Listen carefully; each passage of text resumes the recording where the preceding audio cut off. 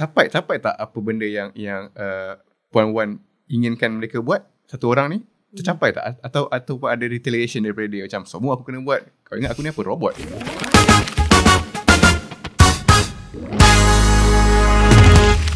Assalamualaikum warahmatullahi wabarakatuh. Selamat datang ke episod keempat Huru Hara HR Podcast. Okay, apa tajuk kita hari ni, Mi? HR buat semua benda, okey ke? HR buat semua benda, okey ke? Semua HR kerja apa? Kerja apa tu? Payroll dia buat, recruitment dia buat, training dia buat, Admin pun dia buat. Admin pun dia buat. So segala benda kasih dia. Segala benda. Finance pun kasih dia. Account pun dia buat. Ya Allah, banyaknya kerja. Jadi hari ni sebenarnya kita ada menjemput seorang panel daripada Swimming Academy sebenarnya. Aqua Splash. Puan Wan Shafiza. Ya, perkenalkan diri Puan Wan. Okay, Assalamualaikum. Nama saya Wan Shafiza lah, everyone know. Okay, saya ada kelas Swimming Academy, Aqua Splash. It's been since 2007. Since 2007. Lama. So sekarang ni kita ada 3 branch. Currently, we always work with a big developer. Contohnya like Gamuda, under Botanic Resort Club. And then kita ada dekat Glenmary Golf Club. And also with IOI adalah Amigo Club. So we deal with clubs lah. So we teach dekat sana. So we have the partnership with them. I see. Start berapa ramai dah? Kita ada total is about 30 orang. Ramai, 30. Actually full time staff is 5 orang. Okay. Tapi our part timers is 25. Oh, part timer yang ramai. Subhanallah. Susah Itu tu. challenge nak manage tu. But definitely part timers di kalangan like the trainer itself ke macam mana? Yes. The trainer diorang adalah the swimming coaches or swimming coaches. Yeah. Betul. Then we also have even yang jaga front desk. Macam the front customer service. Also we will have them as a part-timers lah. Oh, okay. Quite interesting dia banyak bekerjasama dengan developer. Terkejut tak tadi saya dengar kerjasama dengan developer coach swimming ni. But baru saya nampak dari perspektif tu lah. Maksudnya macam bila diorang nak buat ataupun anywhere yang ada swimming pool, you all boleh jadi trainer lah kat sana, engage with them. Nice. Okay. Tadi kita dah sebut sikit tentang Puan Shafiza. Basically podcast kali ni kita nak bincang tentang bina pasukan. Dan bila awal-awal kita bermula Puan Shafiza, saya nampak daripada 2007 sampai sekarang bukan 18 tahun lah kot. Kan, betul kan? 18 tahun. Lama tu. Kalau ada baby pun dah masuk universiti dah. Betul.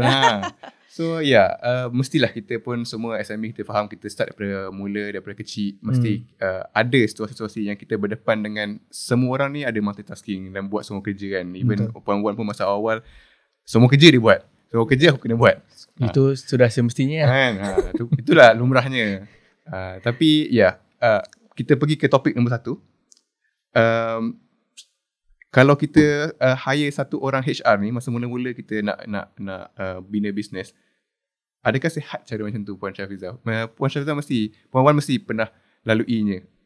Dan hire mesti satu orang dulu kan awal-awal. Masa kita hire tu, to be honest, masa I start business, because I never in the corporate corporate line ke apa, so I terus jump into the business. So I never know that HR is very important. Kita tak tahu benda tu. We thought like macam marketing is important, account is important, but we never encounter yang HR tu penting. So we hire only admin. I think most of the company pun like, even I sendiri bila kita start the business, the revenue making department is very important. The first one. Definitely. So it's not about people, but of course after that people yang akan contribute to that. But it's normal. It's normal lah kan itu. So we never know that sebenarnya HR tu penting sebab kita tak pernah deal with satu part is with people, satu part with the bodies. Betul. Kan macam all the authorities, everything. The authorities lah. So we never know. Kita main masuk, kita macam how can mengajar swimming be that difficult? Just run the show. Just jalan je. So basically masa ambil admin tu memang dengan harapan dia handle lah semua part-part HR ni, part-part gaji ke apa semua, memang account semua. Dia handle semualah. Dia handle semualah. Kita say okay, letak seorang tu, yalah because we just started kan. We thought that okay, letak dia seorang, then she will handle everything. Ada orang kata bila macam of course lah staff ni lain lah dengan business owner ni. Business owner ni bila dia nak buat satu benda tu, bila dia kena buat satu benda tu, dia tahu dia kena buat. Dia tahu benda ni aku kena buat, dan dengan aku buat benda-benda macam ni lah akan adanya the next movement, ataupun growth apa semua kan. Tapi bila kita hire staff, kita mengharapkan dia memahami kerja yang kita buat satu orang ni. Sebenarnya kau seorang boleh handle, tapi staff capai tak apa benda yang Puan Wan inginkan mereka buat, satu orang ni tercapai tak, atau ada retaliation daripada dia, macam semua aku kena buat, kau ingat aku ni apa, robot? Last time yes, that's my thought lah. Macam kita nak dia faham kita, tapi kita tak memahami mentality, kita tak memahami dia keseluruhan. So we thought like okay, kita boleh buat semua benda, kita boleh buat semua benda ni cepat, kenapa you tak boleh follow our rhythm kan.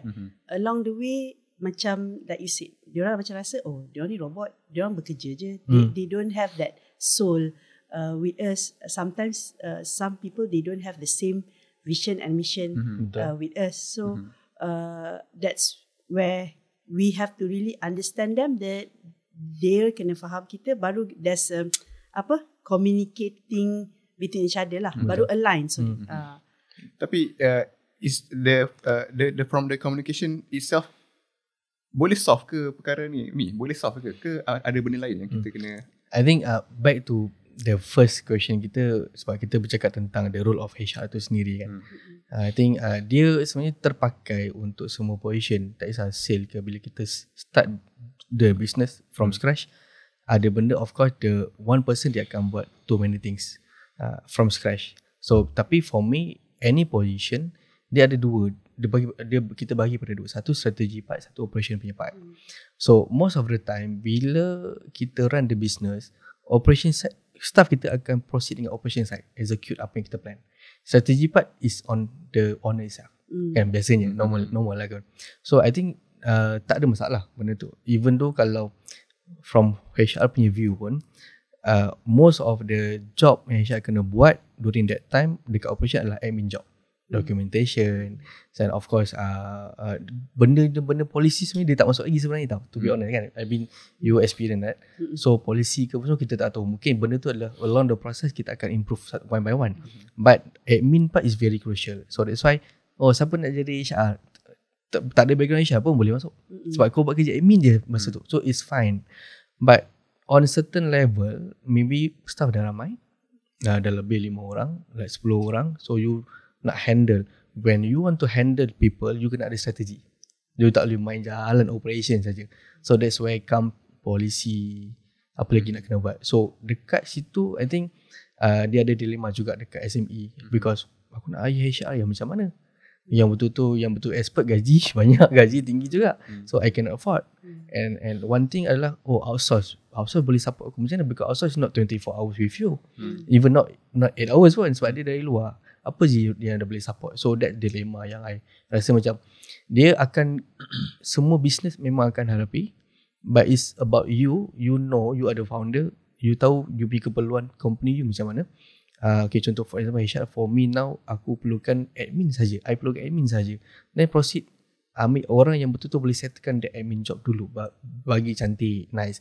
Strategi part, betul ke ikut policy ke, ikut rules ke apa semua, itu you boleh develop from that staff juga, ataupun you sendiri pun belajar benda tu slow-slow, tak ada masalah pun. So meaning to say bila kita nak ambil satu admin tu ataupun HR lah kan, kita kena make sure yang kita sendiri clear dengan apa kerja yang dia nak kena buat. Betul.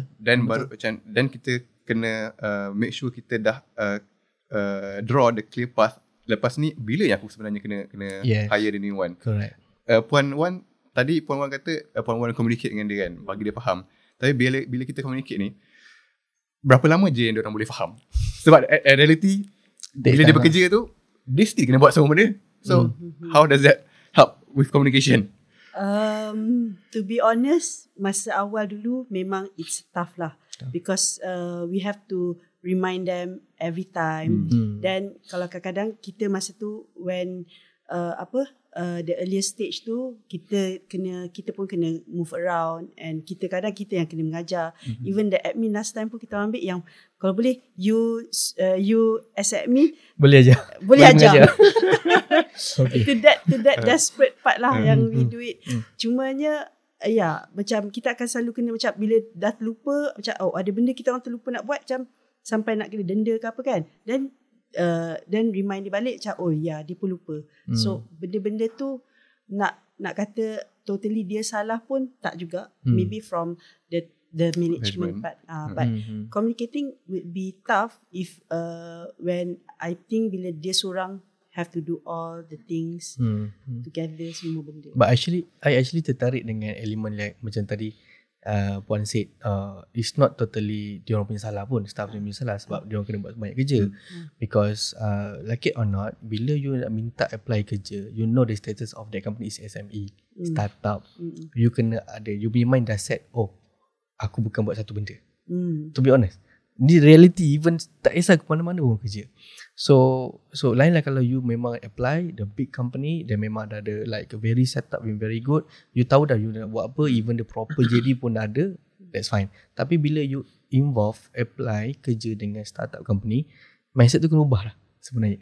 You tak boleh like aku main buat kerja satu saja. No, it's not like that for me lah personally, because like it or not, tak kisah management buat macam mana pun, tu management tu memang akan ada juga compulsory sebenarnya.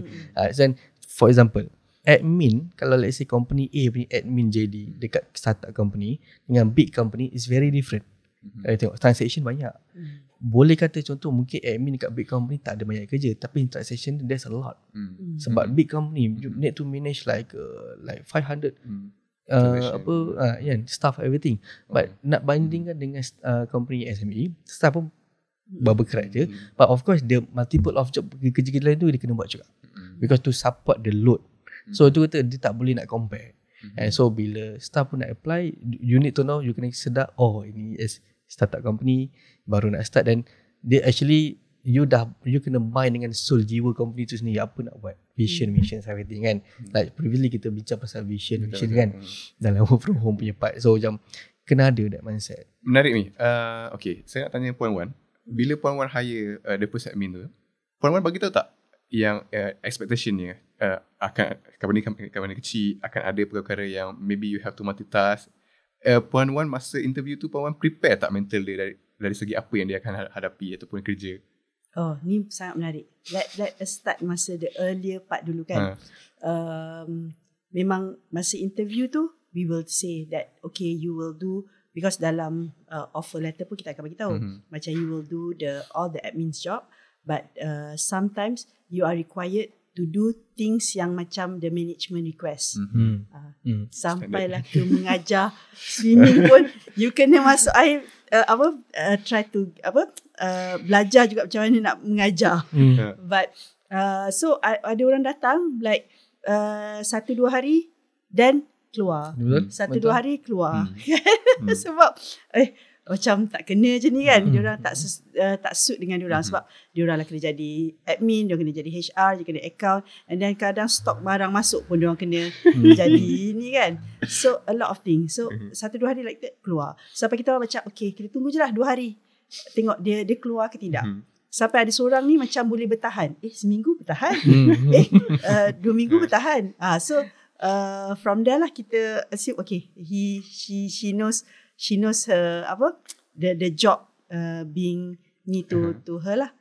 So there's no magic ataupun yang Puan Wan buat differently. It's just that you lucky to get sometimes bump into a person yang sanggup buat benda tu ke? Ada benda yang Puan Wan ubah masa interview tu ke? Tak ada. Tak ada, kita just cakap okay, this is the ni, you try to come. So macam tu lah, memang exactly what we do. 1-2 hari kita tunggu, okay, orang ni tak tahan dah, okay, next. Okay, next. So it's just like choose and pick je lah. But that one is reality lah kan, kat perempuan. So memang sebab kita run business startup ke SME ke apa semua, so people come and go is number one. Memang of course kita kena terima. Because even big company pun memang people come and go memang very transition tu heavy. Ni kan kita yang like baru nak start. So tapi actually dekat situ satu the founder itself memang kena realise sometimes bila kita tengok people come and go kerap sangat, dia turnover, kita panggil turnover is very high. Actually sometimes you kena tengok juga you punya satu is you punya culture dalam company. So kadang-kadang tu it's not about the job, but it's not about it's about people yang dalam tu yang boleh support orang-orang yang baru nak masuk kerja. The environment, the positivity, the how to say, senang cerita macam toxic akan ada, tapi less. There maybe at least memang ada one group memang boleh support this new batch masuk, okay, buat kerja everything. So sebab along the journey bila staff tu bekerja, actually it's not about the salary, it's not about the how to say the load, but bila dia masuk kawan ada boleh support everything, the positivity tu ada, tahu tak? So walaupun aku penat macam mana pun, aku kerja ada klik aku kerja sekali, so benda tu yang kena ada. So that's why kita kena look back environment, the culture, and then second mungkin the jadi itself lah. Kita tengok balik. Kadang-kadang tu kita turnover bagi, ataupun macam kita compare budak tu baru masuk. But actually the load tu untuk someone yang memang dah 1-2 years experience. So maybe mungkin boleh buat kerja tu tapi kurangkan sikit. So you demarcate the job back everything. So benda tu kena buat juga lah. Puan Wan ada komen sikit pasal yang environment tu. Macam mana Puan Wan? What's your opinion? What's your opinion about that? Puan Wan jadikan environment yang okay ke? Puan Wan? Yeah, like I learn from scratch kan, because I don't know anything about HR. So memang I go through fasa yang memang ada toxic punya ni. Like I said, macam tiba-tiba ada WhatsApp group yang lain yang kerja menghentam bos je. Dan masa tu kita macam apa lagi yang what else do you want? Apa yang kurang? Dah bagi dah semua benda. It's just that we don't understand them. And then memang fasa tu sangat teruk lah. Ada yang sampai diorang macam tekad nak keluar, berhenti ramai-ramai saja nak ni kan, because kita kan ada kelas on weekends.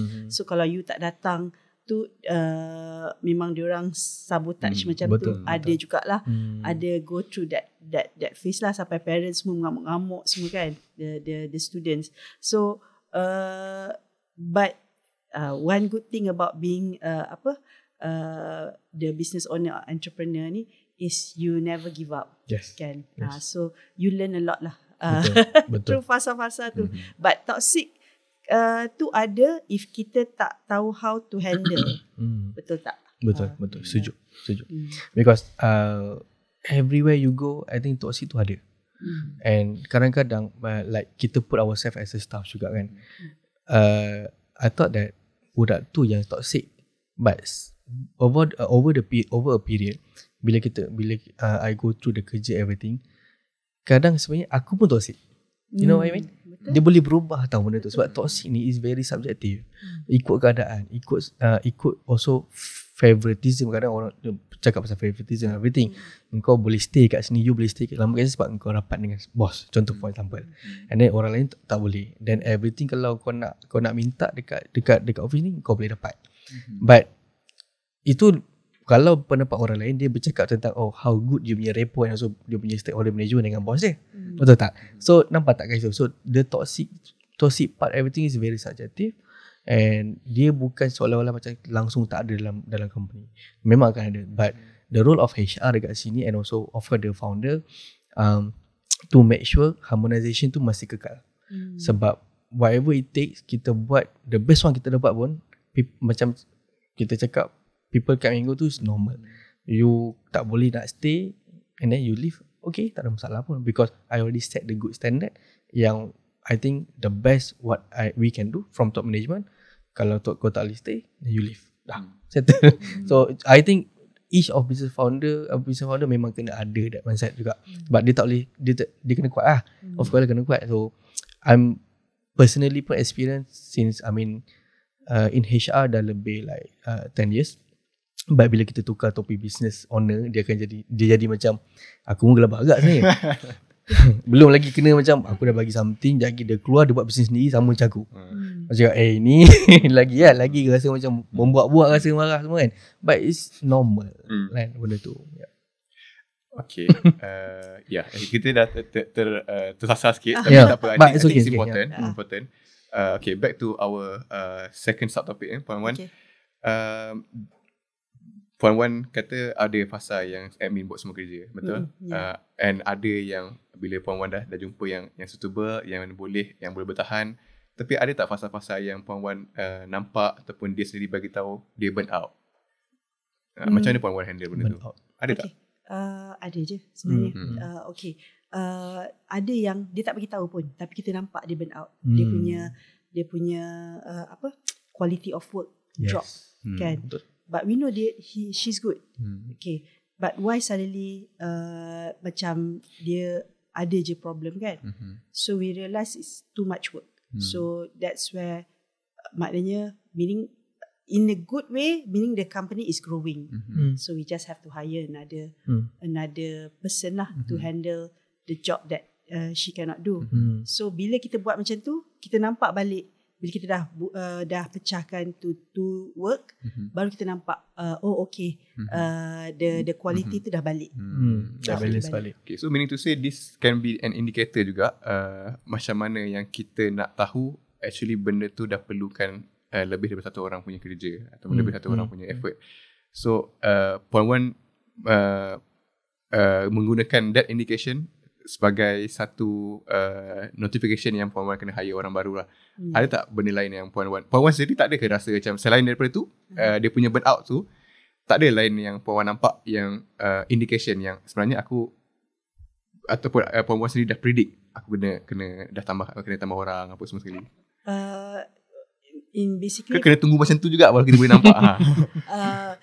Kalau ikutkan sebenarnya business owner dia kalau boleh dia try to cut and cut.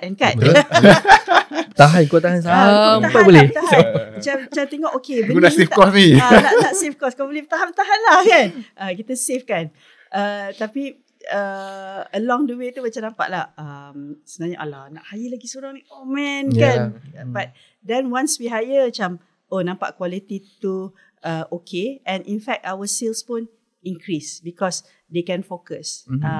Sales increase, payment collection kita dapat almost 80 to 90%. So that's where we see that okay lah, yang itulah. Tapi sebenarnya itu banyak juga business owner terlepas pandang tau. Bila the productivity tu menurun because you rasa you nak save cost, but actually it damages you more.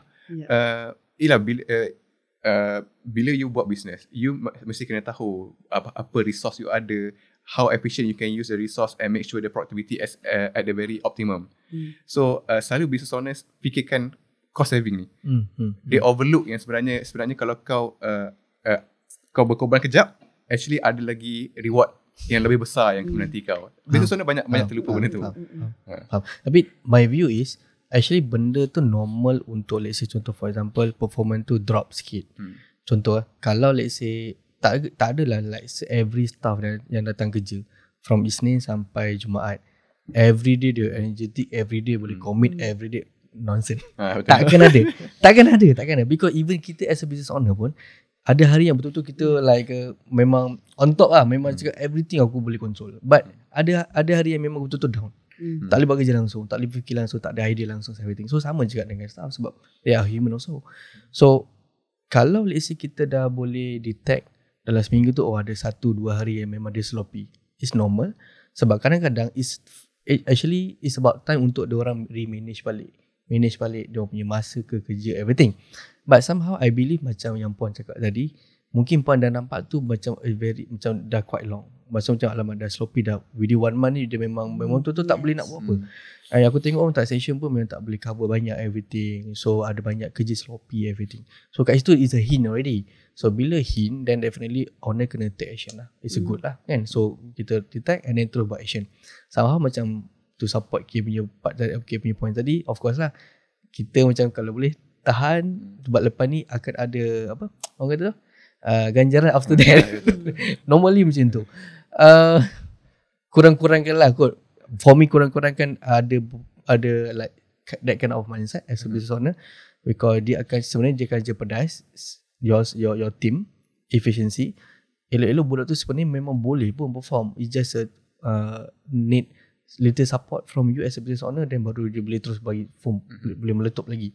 So kadang you terlepas pandang benda tu dan you just layan apa yang you rasa betul. Tapi Min sendiri mesti you sendiri mesti pernah nasihat benda-benda macam ni, ataupun you nampak bila you consult an SME, you nampak this kind of pattern atau problem. Mesti ada kan? Mesti ada punya. So bila yourself trying to communicate ataupun deliver this message indication ni pada SMEs, business, how would they react?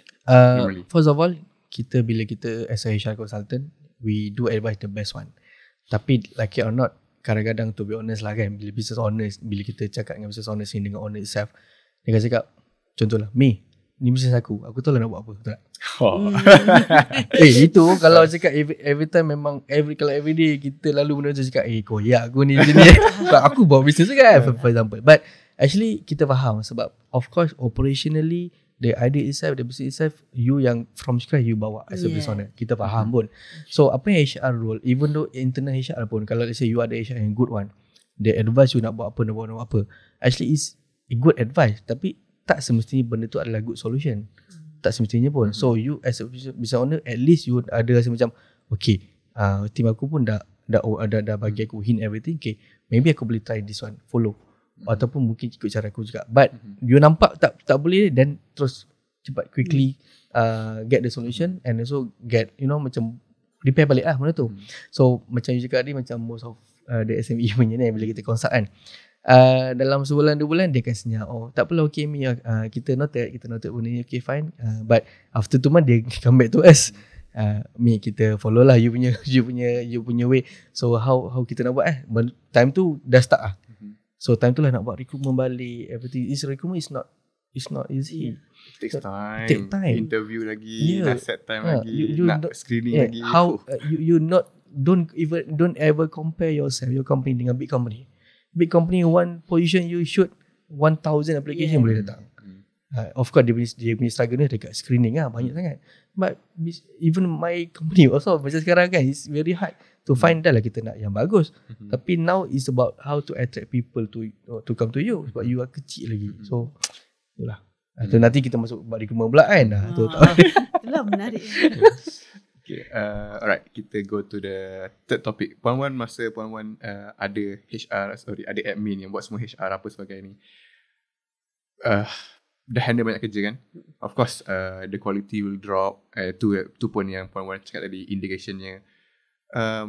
What was the worst experience yang Puan-Wan alami? Adakah macam ada satu waktu yang dia tersilap kasih gaji, tulis gaji, lepas tu tersilap buat invoice ke apa-apa yang menyebabkan damage yang tinggi, bagi OT lebih ke? Kan. Okay. This one very interesting.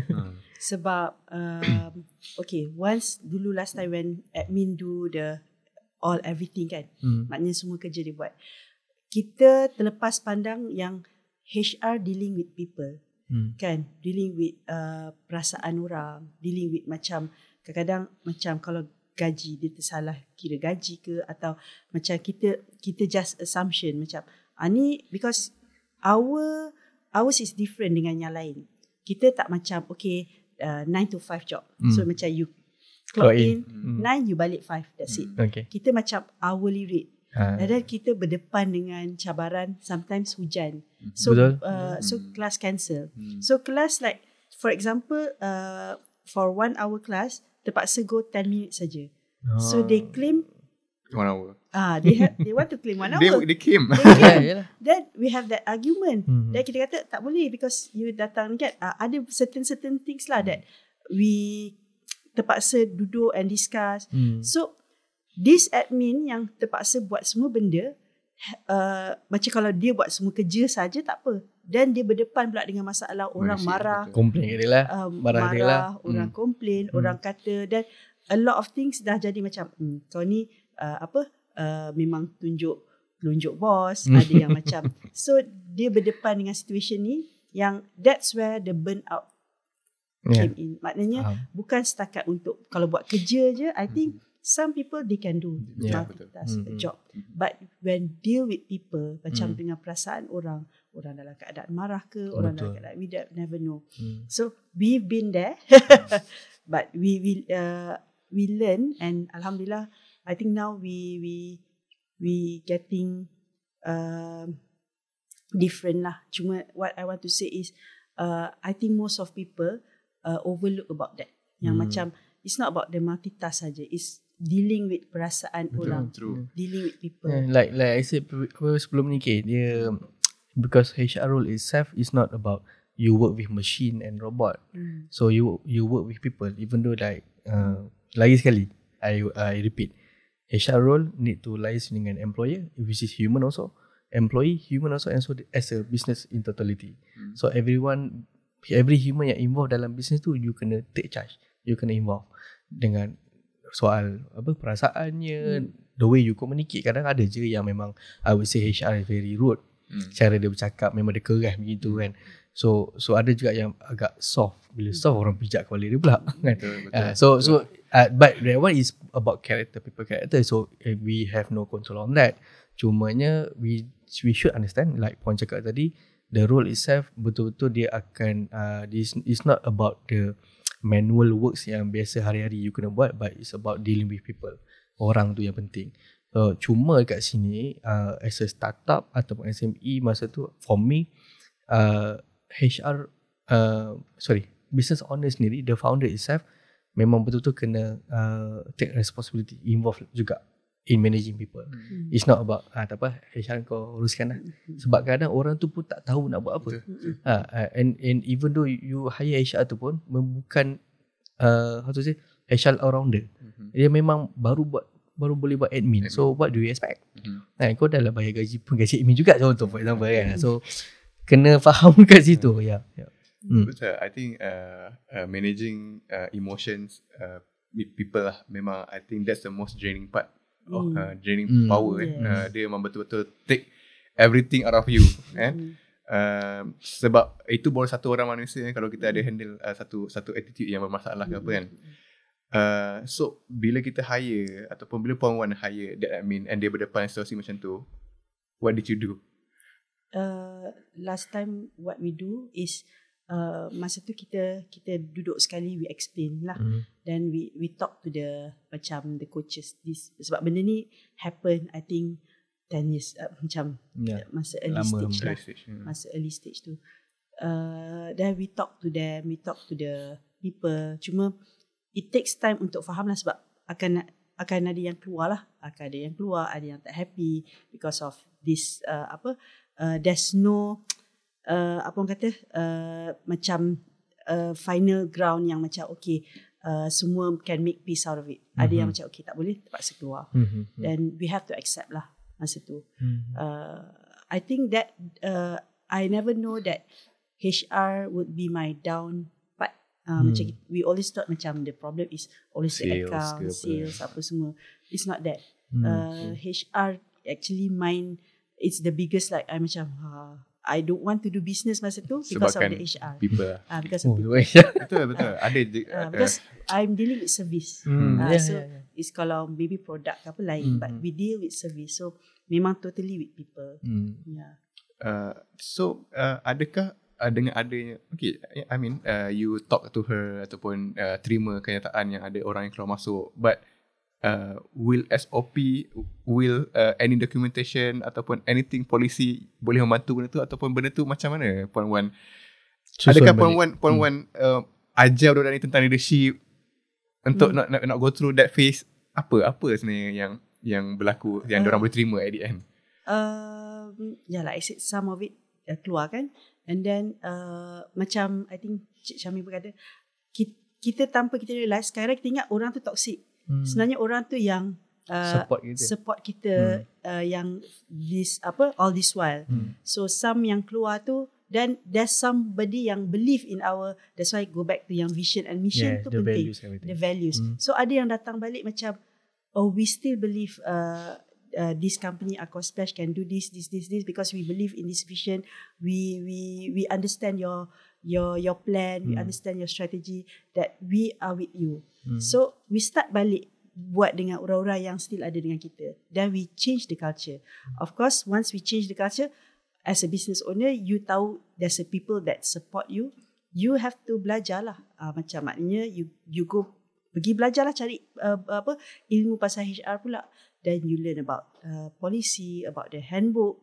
Handbook I think play very very important role on how to make sure that people understand. Baca dulu kita ada policy handbook tu, tapi sekadar ada sekadar macam biasa.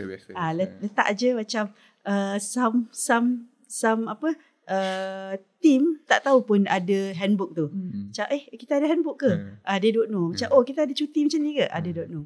So now we emphasize on the handbook. Before you come in, you have to do the handbook. You have to, in fact, kita ada buat exam sikit. To make sure they read and they understand what they read.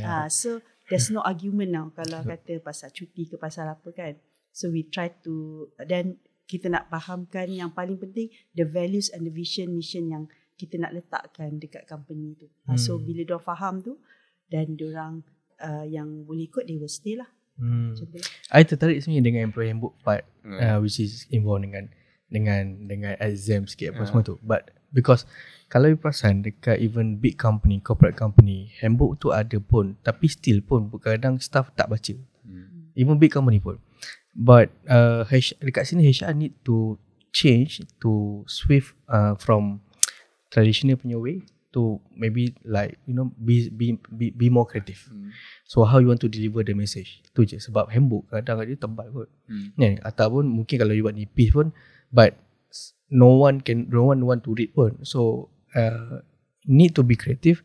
Maybe buat by quarter engagements, everything, buat quiz, everything, ada something like that. So at least message tu sampai, kena ada. So and it can apply to every SME untuk buat benda tu, to make sure. Sebab kadang-kadang the way we want to convey the message from top management punya expectation is by the handbook. And bila handbook tu tak dibaca, so macam mana message tu tak sampai? And you tak boleh rely on one HR vocal untuk bagi tahu semua benda tu layan every day. Tak boleh. Sebab dia pun nak buat tradition daily pun juga. So you need to be more creative and how to want to deliver the message, everything. Buat engagement. Bila engagement tu is not like kosong punya engagement, like very impactful. So everyone know, align, and tu yang akan align dengan you punya vision balik, mission, value, everything. Dia akan selari tau. So it's good. It's good. Actually, thanks me. Actually my own experience dengan Akar Digital, kita ada benda tu, but macam Puan kata tak ada pernah dibaca ataupun they don't give a damn pun buat kan. So what we did recently, memang kita panggil this HR outsource ni, dan dia buatkan satu taklimat. Memang betul-betul cerita tentang handbook. Tapi after that kita plan untuk dia tantangan acknowledge yang benda tu diorang dah baca apa semua sekalian. But I think still that's not enough.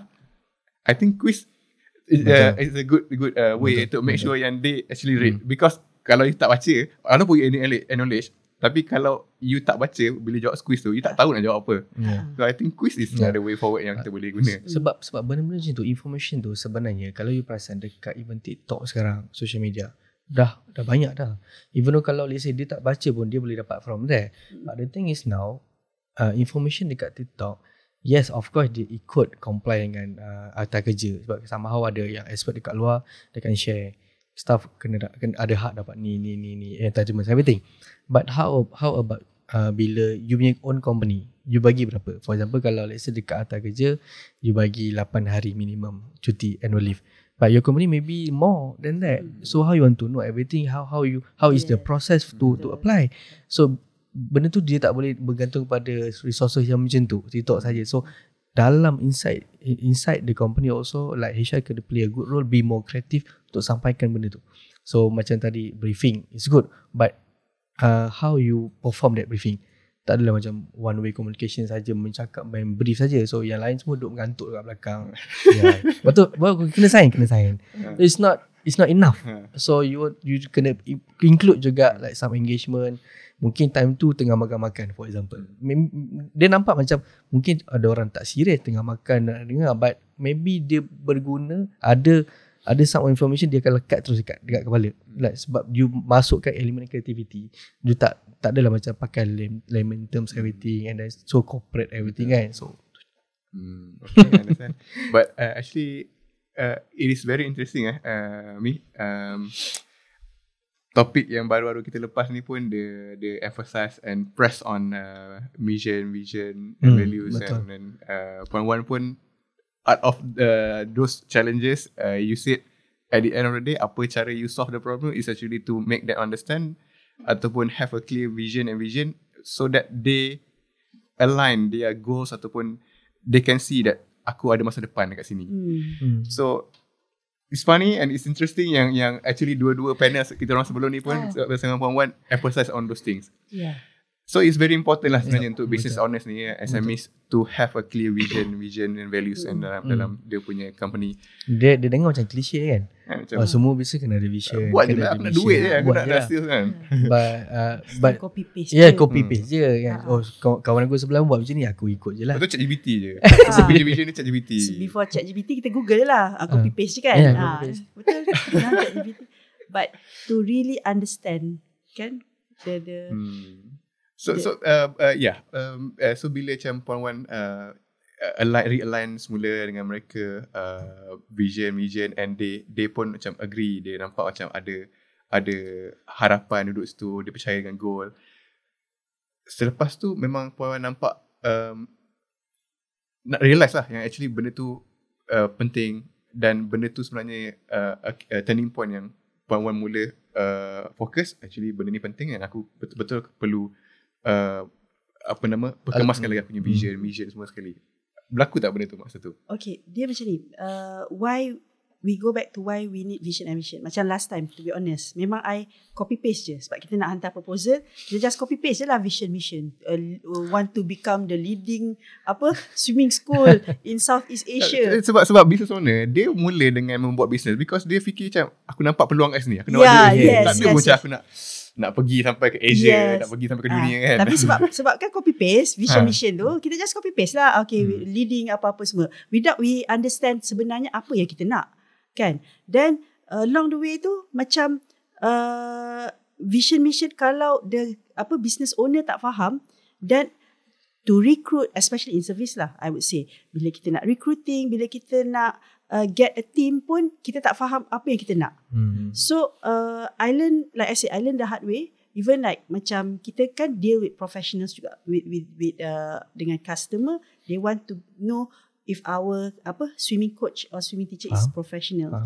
So it goes until the level that how I myself yang nak pergi jumpa orang, kita nak meminang lah kata kan. Kita nak meminang orang tu untuk kerja dengan kita pun, kita nak tahu apa dia punya values dan kena tak align tak dengan our plan and our vision and mission. So yang penting the business owner kena faham dulu. Baru orang yang the team can faham kita nak bawa ni ke mana.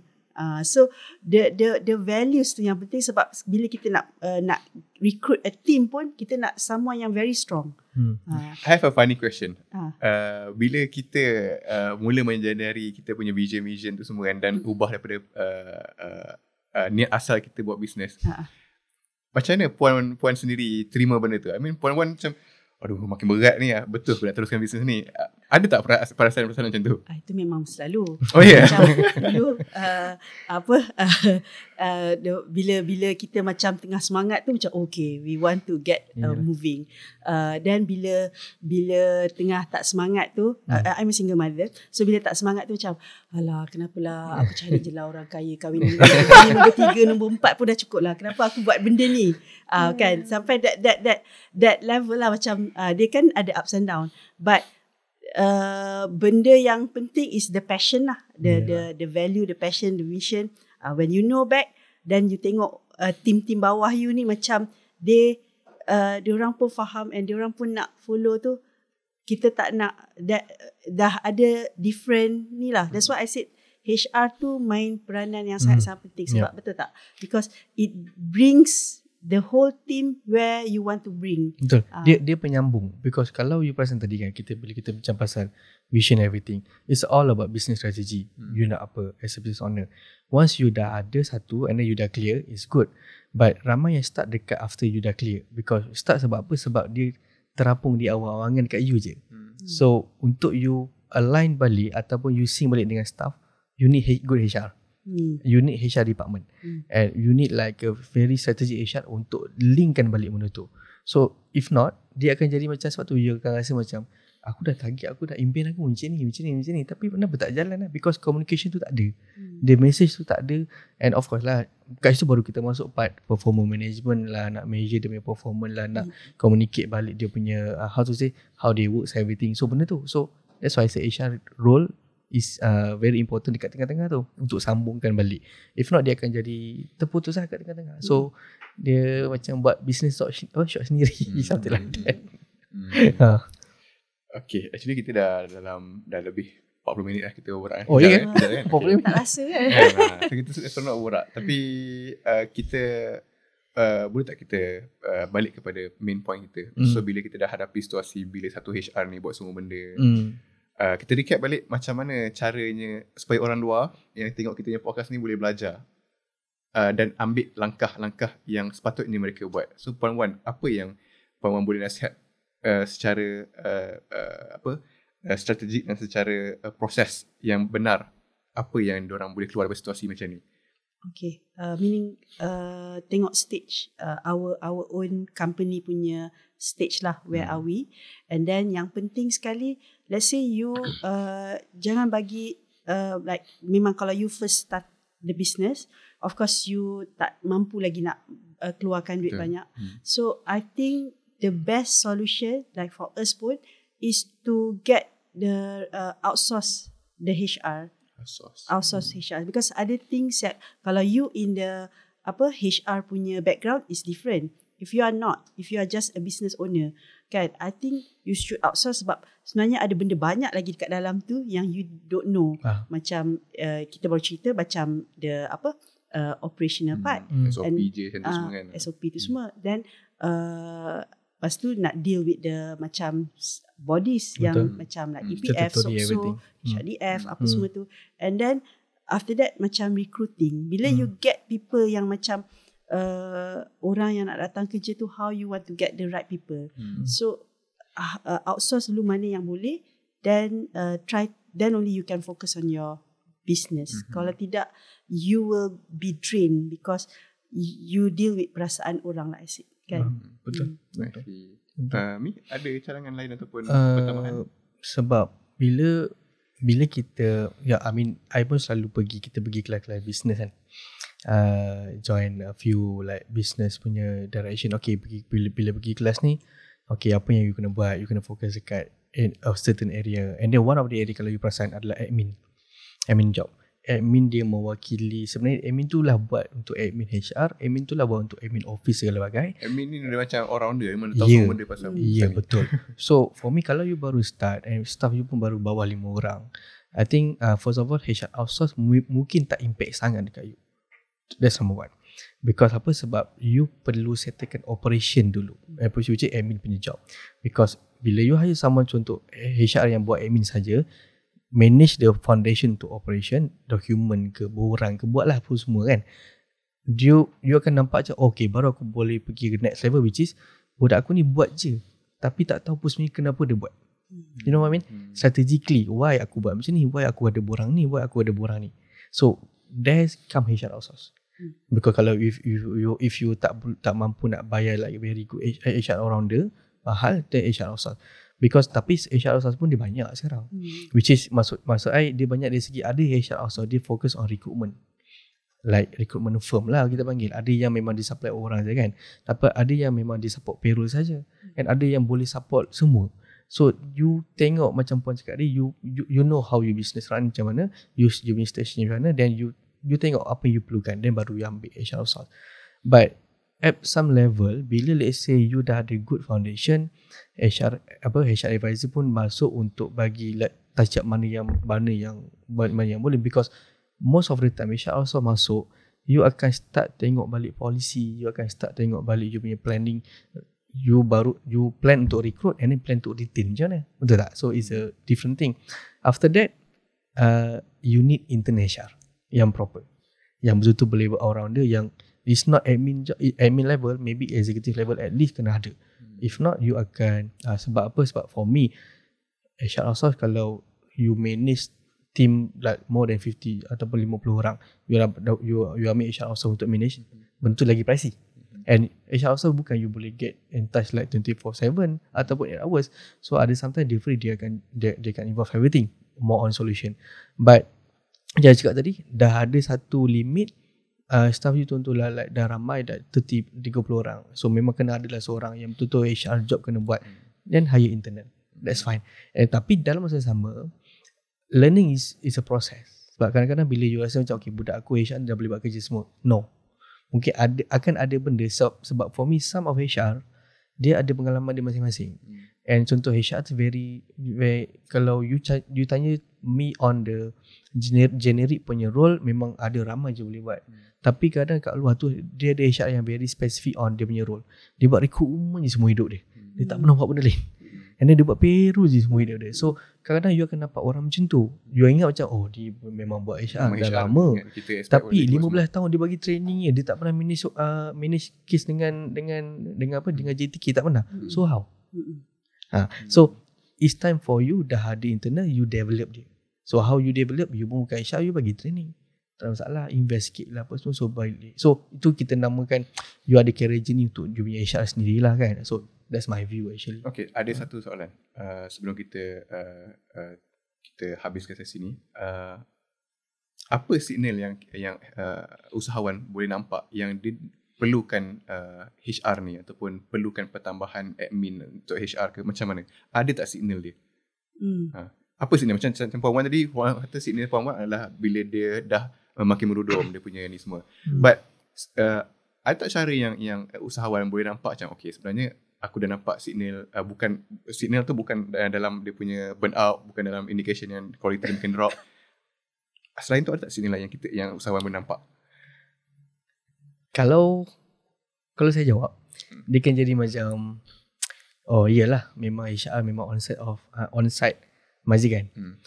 Tapi dia reality, the moment kalau you rasa I need someone to speak on behalf of me untuk deliver apa yang management nak, then you need HR.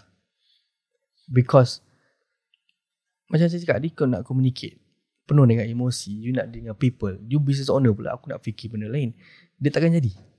Kalau you sendiri yang deliver the message, dia takkan jadi. Dia kena ada barrier juga. So barrier tu adalah HR. That's the good answer. Dan cerita HR, tak kisahlah dia HR outsource ke, kau nak ambil orang yang very expert ke apa semua, ataupun yang baru je, need someone untuk speak on the behalf.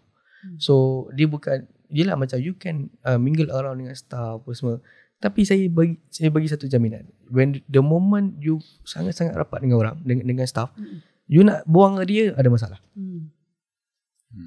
Masalah bukan masalah aku tak tahu nak buang, tapi aku tak tahu nak cakap macam mana. Macam muka marah macam ni. So sebab tu saya cakap HR ada tempat orang lepas geram ke apa. For me dia ada betul ada salah benda tu. Cuma macam cakap, sebab menjawab soalan tu ada tak hint, itulah hint dia. So when comes to you need someone untuk bercakap on behalf. Tapi bila cakap macam ni, it's not about you take for granted untuk HR role tu. Maksudnya semua benda you lepas kat dia, tak boleh. Because apa, back to Puan punya answer tadi, vision you kena clear, apa you nak kena clear. Because at least HR boleh hadam, oh you nak apa, you nak apa, then aku beritahu. Tapi the thing is now kau pun tak tahu nak apa. Dan kita anggap HR boleh solve the problem for me. Then tu salah lah. Mesti kau pernah, Cik Syamil pernah lalui kan. Macam sebenarnya bila saya tengok semua ni, bila aku tengok semua ni, sebenarnya tak adalah masalah pada staff sangat pun. Sebenarnya masalah pada the leader. So itu belum cerita kalau you ada team yang besar and you ada leader. You kena manage the leader. So how you want to manage the leader? It's not about you kena belajar dengan, ni to be honest lah, you belajar business banyak-banyak and then you can manage leader, tak. You need someone to speak on behalf of you, and orang tu kena see dengan you punya business direction. Rasanya ni topik yang sangat besar dan kita boleh kupas dalam sebab tu kalau perasan dekat luar the role of HR, dia tak panggil dah HR officer, HR exec, dia HR business partner. You kena align dengan you punya like the business owner to be a good partner untuk faham business kau nak apa. So it's not like traditional way kan, you nak faham you buat dokumen je, it's not like that. Cuma kita perasan lah kalau kat BD Malaysia sendiri dia ada banyak je expert. Cuma personally for me dia macam ada gap. Ada macam kita tahu, I pun sebab I'm from corporate punya background, so kita tahu siapa yang expert HR, memang ramai. Tapi dia ada gap yang sangat jauh bila understanding untuk SME tu sebenarnya dia pun tak tahu, SME tak tahu HR tu berguna ke tak untuk company. You faham tak? Padahal ada je ramai expert ni. So dia tak sama ada benda tu, you know, macam kita tak boleh nak sync kan ataupun different way lah, sebab itu geng-geng corporate, geng-geng like a big company. Yang ni memang geng-geng startup, so mungkin dia punya rhythm lain, everything, so you no need HR, but actually you need element HR. Cuma yelah by stages lah. Tak adalah you terus hire, you baru nak buat business, you hire seorang gaji 10,000 buat HR aku. Naya. Itu naya. But I like yang tadi tu in terms of sebenarnya kalau ikutkan HR corporate dengan HR startup or HR business owner should be different. Sebab corporate maybe dia akan satu JD je, satu kerja je kan. Macam HR ni kena different. So I think kena ada different different industry, different background, kena different stages of company pun. Company SMEs ni memang very customized. Dia macam masalah dia pun macam bukan macam corporate ni dah macam rigid kan. Betul. Sebab kalau orang corporate datang kerja dengan kita, maybe dia orang macam tak setuju ni. Dia nak ikut cara yang corporate kan. Aku tahulah. I pay you this much but you can only do this. Macam there will be some argument. Of course dia memang akan berlainan. But even though ada company, kalau you kata HR tu is not very impactful to the business, then why sampai sekarang ada HR satu company sampai 1,000 HR manpower? Ada big company at least few hundreds untuk support dia punya services. So penting. Tapi of course game corporate is different. Tapi you pun tak boleh expect bila you hire seorang HR untuk you company SME, dia buat semua benda perfect. Sebab mungkin dia punya from background tu macam mana, dia sebelum ni memang 15 tahun buat HR tapi buat recruitment saja, lain tak pernah sentuh, so for example. Then you need to go through that process lah. But for me macam dia tak ada right or wrong. Cuma kalau you dapat hint, you tak bergerak, that worse lah actually. You kena take action lah. Wan, any last word from you? Basically when you guys give bagi topik tadi tu, it just bring me back to the memory lane on how difficult it is to start. So basically what I want to say is memang especially to the business owner lah, HR tu main peranan yang sangat penting. Just don't look into business development only, but you have to look into people development. Yes, people development. Okay. Setuju. Me, last word? Tak ada word. Boleh tak ada kan? Sebab tadi Mimi pun dah cari up sikit. Tak apa. I think that's about it for this series. Terima kasih kepada semua pendengar. Make sure kita subscribe pada Huru Hara HR Podcast dan nantikan episod-episod seterusnya, insyaAllah. Okay? Thank you. Assalamualaikum warahmatullahi wabarakatuh.